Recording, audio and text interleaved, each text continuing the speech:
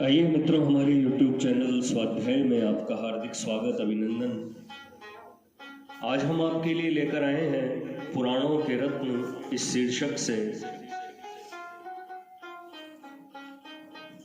एक प्रेरणादायक ज्ञानवर्धक ज्ञान चर्चा। अगर आपने हमारे चैनल को लाइक और सब्सक्राइब नहीं किया है तो आपसे निवेदन है, कृपया चैनल को लाइक और सब्सक्राइब अवश्य करें। पुराणों के रत्न परा और अपरा विद्या। पराशर मुनि ने ऋषि मैत्रेय से कहा, हे मैत्रेय, बुद्धिमान पुरुष आध्यात्मिक आदि तीनों तापों को जानकर ज्ञान वैराग्य द्वारा आत्यंतिक लय को प्राप्त होते हैं। आध्यात्मिक ताप शारीरिक और मानसिक भेद से दो प्रकार का है।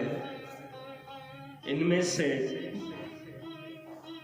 शारीरिक दुख के अनेक प्रकार हैं। मस्तक रोग, ज्वर, शूल, भगंदर, गुल्म, अर्श, श्वास, शोथ, छर्दी, चक्षु रोग, अतिसार, कुष्ठ और जलोदर आदि भेद से भूत प्रकार से शारीरिक क्लेश होते हैं। मानस दुखों में काम, क्रोध, भय, द्वेष, लोभ, मोह, विषाद, शोक, असूया, अपमान, ईर्ष्या और मात्सर्य आदि से उत्पन्न अनेक भेद हैं। ये द्विश्रेष्ठ इन विविध दुखों को आध्यात्मिक ताप कहते हैं। पशु, पक्षी, मनुष्य, पिशाच, सर्प, बिच्छू, राक्षस आदि भूत प्राणियों से जिन दुखों की उत्पत्ति होती है उनका नाम आधि भौतिक ताप है। सर्दी, गर्मी, वायु, अनावृष्टि, अतिवृष्टि, वज्रपात आदि से जो दुख उत्पन्न होते हैं उनको आधिदैविक ताप कहते हैं। हे मुनिराज, इनके अतिरिक्त गर्भवास, जन्म, जरा, बुढ़ापा, अज्ञान, मृत्यु और नरक आदि में हजारों प्रकार के दुख हैं।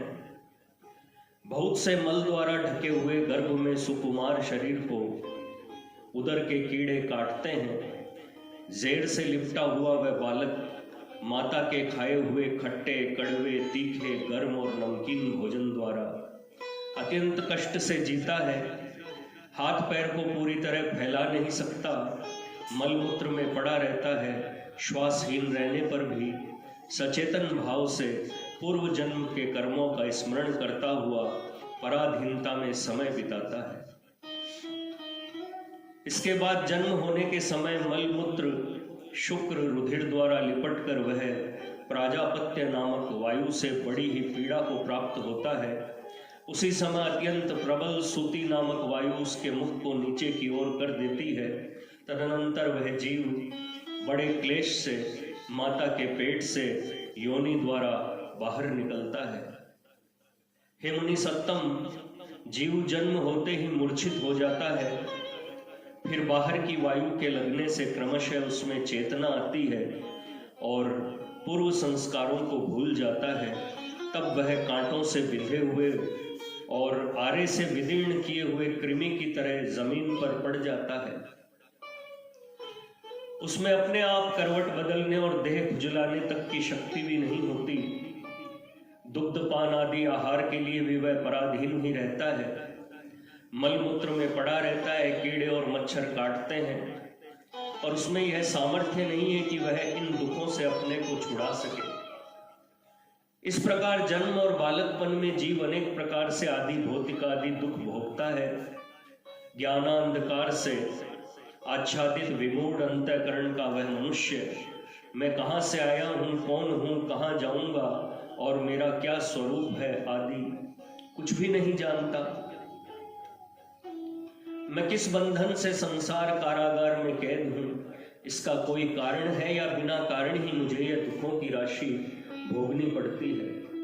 मुझे क्या करना और क्या नहीं करना चाहिए, क्या बोलना और क्या नहीं बोलना चाहिए, क्या धर्म है और क्या अधर्म है, किस तरह कौन सा पथ अवलंबन करना चाहिए और किस कार्य में क्या दोष तथा क्या गुण है, ऐसी अनेक चिंताओं में वे शिष्णोदर परायण पशु सदृश मूढ़ पुरुष अज्ञान से नाना प्रकार के भोग भोगते रहते हैं। अज्ञान तमोगुण का स्वभाव है, इससे जड़ता उत्पन्न होती है। जड़ता और प्रमाद से शास्त्रोक्त कर्म नहीं होते। कर्मों का आरंभ जड़ता रहित प्रवृत्ति से होता है, परंतु मूर्ख मनुष्य जड़ता की अधिकता से क्रमशः कर्म लोप कर देते हैं। कर्म लोप से नरकों की प्राप्ति होती है, अतएव मूर्ख मनुष्य इस लोक और परलोक में केवल दुख ही भोगते हैं। जवानी अज्ञान जनित जड़ता और प्रमाद में बीत जाती है। तदनंतर देह के जरा जर्जरित होने पर अंग शिथिल हो जाते हैं, दांत गिर पड़ते हैं, मांस ढीला होकर स्नायुओं और नाड़ियों से ढक जाता है, आंखें बैठ जाने से नजर कम पड़ जाती है, नाकों से रोम बाहर निकल आते हैं, शरीर सदा कांपने लगता है, देह की हड्डियां बाहर चमकने लगती है, शरीर कुबड़ा हो जाता है, जठरा अग्नि मंद पड़ जाती है, आहार कम हो जाता है और क्रमशः शरीर की सभी चेष्टाएं संकुचित हो जाती है। तब तक वह अंधप्राय मनुष्य बहुत ही कष्ट से उठने बैठने सोने और चलने फिरने में समर्थ होता है। उसके मुंह से हमेशा लार टपका करती है। इंद्रियों पर अधिकार में रहने से वह मृत्यु के समीप पहुंच जाता है। उस समय उसे अनुभूत पदार्थों का भी स्मरण नहीं रहता। एक शब्द के उच्चारण में ही वह थक जाता है। श्वास खांसी की यंत्रणा से नींद का सुख सदा के लिए नष्ट हो जाता है। दूसरे के उठाने बैठाने से वह उठ बैठ सकता है। ऐसी हालत में स्त्री पुत्र नौकर आदि सभी उसका अपमान करने लगते हैं। उसकी पवित्रता जाती रहती है, परंतु आहार विहार की तृष्णा बनी रहने से घर परिवार के लोग उसकी हंसी उड़ाने और उसे अपने लिए क्लेश का कारण समझने लगते हैं। जवानी के भोगों को पूर्व जन्म के भोगों की तरह याद करके वह लंबे लंबे श्वास लेता है, पर कोई उपाय नहीं चलता। यूं कष्ट सहते सहते मृत्यु काल आ जाता है। तब गला घुटने लगता है और हाथ टूट से जाते हैं, शरीर कांपने लगता है, बारंबार मूर्छा होने लगती है। ऐसी अवस्था में वह मेरे धन का क्या होगा, मेरे पीछे मेरे स्त्री पुत्रों की क्या दशा होगी, मेरे नौकरों की क्या हालत होगी, मेरा धन ऐश्वर्य लोग खा जाएंगे। इस प्रकार की ममता जनित चिंता से व्याकुल हो जाता है। मर्म भेदी महारोग रूपी यमराज के दारुण बाणों से उसके देह की हड्डियां टूट जाती है, आंखें उलट जाती है, तालू कंठ और होठ सूख जाते हैं। उस समय वह भीषण यंत्रणा से बारंबार हाथ पैर पीटता है, कंठ रुक जाते हैं, श्वास की गति ऊर्ध्व हो जाती है, गले में कफ अटक जाने से घुर घुर शब्द होने लगता है, भूख प्यास से वह अत्यंत पीड़ित हो जाता है। अंत में यम किंकरों के दिखने से भयभीत हो उठता है। मृत्यु समय प्राणियों को इस प्रकार के अनेक दुख होते हैं। मृत्यु के बाद पापी मनुष्यों को यमदूत बांधकर अनेक तरह से पीड़ा देते हैं, नाना प्रकार के भयंकर मार्ग देखने पड़ते हैं। फिर यमराज के दर्शन होते हैं, गर्म बालू अग्नि यंत्र और शस्त्र आदि द्वारा नरकों की भयानक यातना भोग करनी पड़ती है।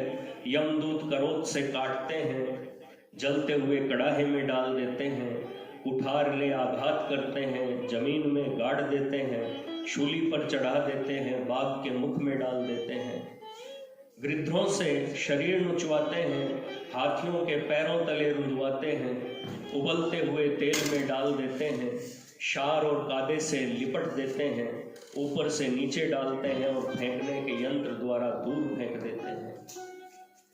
इस प्रकार नारकी जीवों को नरकों में नाना प्रकार से इतनी यातना दी जाती है जिनकी कोई गिनती नहीं हो सकती। हे द्विजराज, केवल नरक में ही दुख है सो बात नहीं है।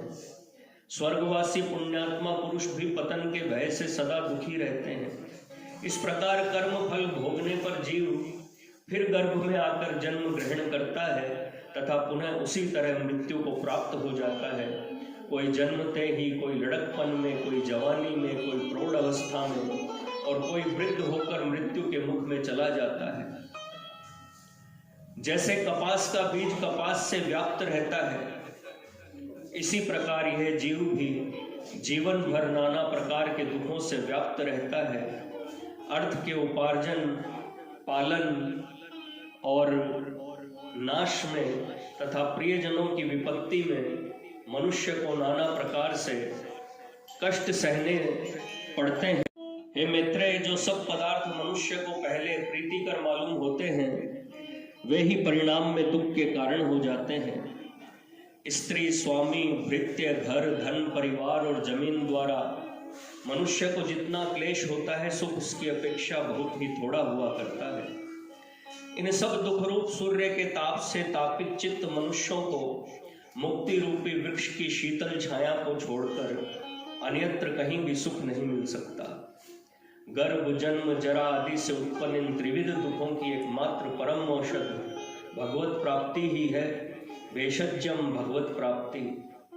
अतएव बुद्धिमान पुरुषों को उस भगवत प्राप्ति के लिए ही प्रयत्न करना चाहिए। तस्मात् प्राप्तये यत्न कर्तव्य पंडितेर नरेः। हे महामुने, भगवत प्राप्ति में कर्म और ज्ञान दोनों ही हेतु है। ज्ञान दो प्रकार का है, एक आगम शास्त्र से उत्पन्न और दूसरा विवेक से उत्पन्न।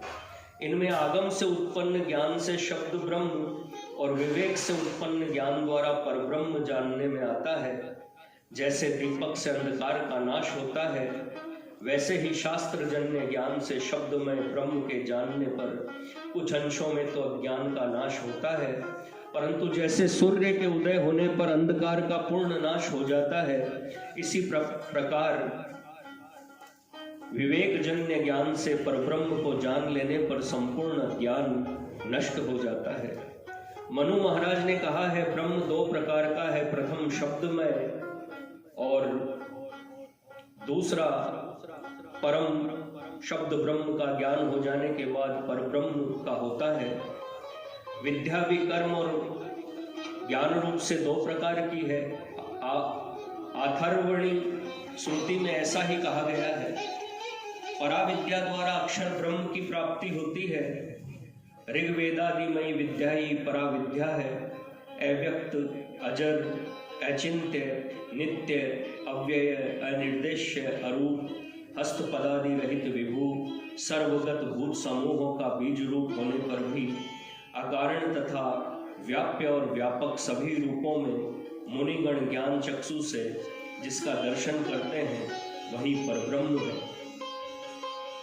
मोक्ष की इच्छा वाले पुरुष उसी का ध्यान करते हैं। उसी को वेदों ने अत्यंत सूक्ष्म और विष्णु का परम पद बतलाया है। परमात्मा की इसी मूर्ति को भगवान कहते हैं। भगवान शब्द इस आदि और अक्षर परमात्मा का ही वाचक है। इसी प्रकार से मुनियों को जो तत्व ज्ञान होता है, वही परम और वेदमय है। हे द्विज, वह परब्रह्म शब्द से अगोचर होने पर भी उसकी पूजा के लिए भगवत शब्द द्वारा उसका कीर्तन किया जाता है। विशुद्ध और समस्त कारणों के कारण महाविभूतिशाली उस परब्रह्म में ही भगवत शब्द का प्रयोग होता है। भगवत शब्द में भय के दो अर्थ हैं, सबका भरण करने वाला और सबका आधार। गय का अर्थ गमयिता और सृष्टा। दोनों अक्षर मिलने से भग बनता है। संपूर्ण ऐश्वर्य, धर्म, यश, श्री, ज्ञान और वैराग्य को भग कहते हैं। वह अक्षर का अर्थ यह है कि अखिल जगत के आत्मभूत इस परमात्मा में ही सब भूत प्राणी निवास करते हैं। हे साधु श्रेष्ठ, इस प्रकार के अर्थ वाला यह महान भगवत शब्द परब्रह्म स्वरूप वासुदेव के सिवा अन्य किसी के लिए प्रयुक्त नहीं हो सकता। उस परब्रह्म से ही इस भगवत शब्द की सार्थकता है। वह समस्त भूतों की उत्पत्ति, प्रलय, अगति, गति और विद्या को जानता है। इसी से उसे भगवान कहते हैं। ज्ञान, शक्ति, बल, ऐश्वर्य, वीर्य और तेज आदि सद्गुण भगवत शब्द द्वारा ही वाच्य है। वह परमात्मा सब भूतों में निवास करता है और सबके आत्म स्वरूप उस वासुदेव में ही सब भूत निवास करते हैं। प्राचीन काल में खांडिक्य के द्वारा पूछे जाने पर केशी ध्वज ने वासुदेव नाम का यथार्थ अर्थ यही बतलाया था कि समस्त भूत प्राणी उसमें निवास करते हैं और वही समस्त भूतों में जगत के धाता विधाता रूप से विराजमान है। इसीलिए उस प्रभु का नाम वासुदेव है। हे महामुने, वह परमात्मा स्वयं संपूर्ण आवरणों से मुक्त रहकर अखिल विश्व के आत्म रूप से सब भूतों की प्रकृति, विकार, गुण और दोष आदि त्रिभुवन में जो कुछ भी है सब में व्याप्त हो रहा है।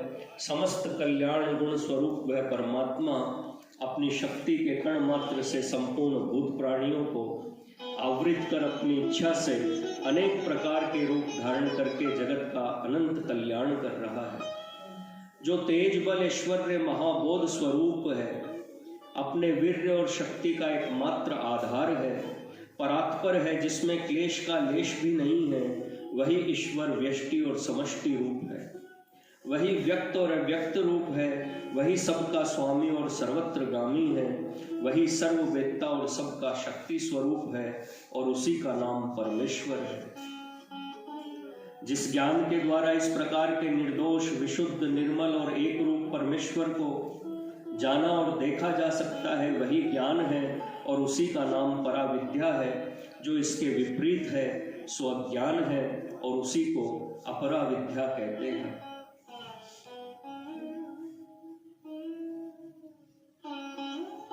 एकांतवास सार्थक करो शरीर मानव का जन्म पाए, बनो न कदापि काम क्रोध लोभ मोह दास। शब्द रस गंध स्पर्श से यदि रहोगे दूर, पड़ोगे कदापि नहीं किसी के भी प्रेम पाश। यदि करना है कुछ होना है आयुष्यमान, मरो नहीं रूप पर करो नहीं शक्ति नाश। जीवन सुधार हेतु आत्म उद्धार हेतु सुकवि विवल करो मनन एकांतवास। मित्रों, यह थी पुराणों के रत्न शीर्षक से एक प्रेरणादायक ज्ञानवर्धक ज्ञान चर्चा।